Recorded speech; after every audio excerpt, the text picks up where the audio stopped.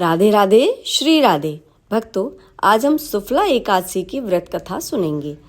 यह व्रत पौष कृष्ण पक्ष एकादशी को रखा जाता है। इस दिन भगवान अच्युत की पूजा का विशेष विधान है। यह व्रत को धारण करने वाले को चाहिए कि प्रातः स्नान करके भगवान की आरती करे। ब्राह्मणों और गरीबों को भोजन अथवा दान देना चाहिए। रात्रि में जागरण करते हुए कीर्तन पाठ का करना अत्यंत फलदायी होता है। इस व्रत को करने से संपूर्ण कार्यों में अवश्य ही सफलता मिलती है। अतएव इसका नाम शुक्ला एकादशी है। अब हम इसकी व्रत कथा सुनेंगे। चंपावती नगरी में महिष्मति नामक राजा राज्य करता था। उस दिन महिष्मति राजा के 4 पुत्र थे। उसमें सबसे बड़ा पुत्र महापापी था। पराई स्त्रियों को रमण करता, सदैव वेश्याओं के संग रहता। इस प्रकार उस दुष्ट ने पिता का सारा धन नष्ट कर दिया। वह नित्य ही बुरे कर्मों में लगा रहता तथा ब्राह्मण, वैष्णव और देवताओं की निंदा किया करता था। तब राजा महिष्मति ने अपने लुम्पुक नामक पुत्र को ऐसा कुकर्मी देखकर राज्य से निकाल दिया। राजा के भय से सारे बहन भाई बंधुओं ने उनका त्याग कर दिया। तब वह लुम्पुक अपने मन में विचार करने लगे कि भाई बंधुओं ने मुझे त्याग दिया है, अब मेरा क्या कर्तव्य है। इस प्रकार उसने सोचकर उस नगरी को त्याग देने का निश्चय किया। इस प्रकार दिन में वह वन में रहकर रात्रि में नगर में आकर चोरी करूंगा, ऐसा विचार कर वह लुम्पुक सदैव के लिए नगरी को त्याग कर वन में चला गया। वन में पापात्मा नित्य की वंचरों की हत्या करता और रात में चोरी करता। नगर के लोग कभी उसको पकड़ भी लेते तो राजा का पुत्र होने के कारण उसे छोड़ देते थे। इस प्रकार वह पथभ्रष्ट होकर नित्य ही मांस भक्षण कर केवल फलों को खाया करता। परंतु उस दुष्ट का आश्रम भगवान को अत्यंत प्रिय था, क्योंकि वहां पर एक बहुत पुराना पीपल का वृक्ष था। उस महावन में यह वृक्ष देवता के समान हो गया था। उसी स्थान पर वह पाप बुद्धि लुम्पुक कुछ काल तक करता रहा और पाप के कर्म करता रहा। एक समय इस प्रकार उसको वहां पर पौष कृष्ण की एकादशी का दिन आ गया।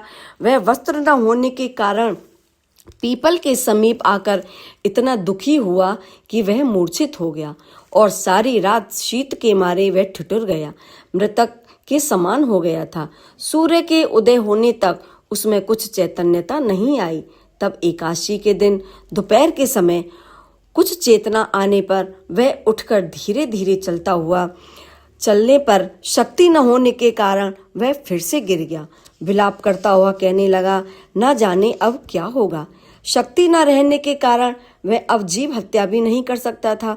सारी रात भूख प्यास से व्याकुल हो जागता रहा। इस प्रकार अकस्मात ही उससे एकादशी का व्रत हो गया और पीड़ा के मारे न सोने से सारी रात जागरण भी हो गया।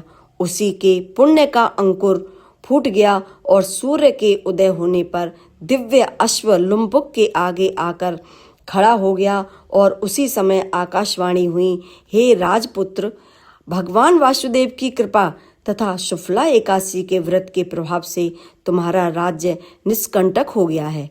अब तुम अपने माता पिता के पास जाओ और निष्कंटक राज्य भोगो।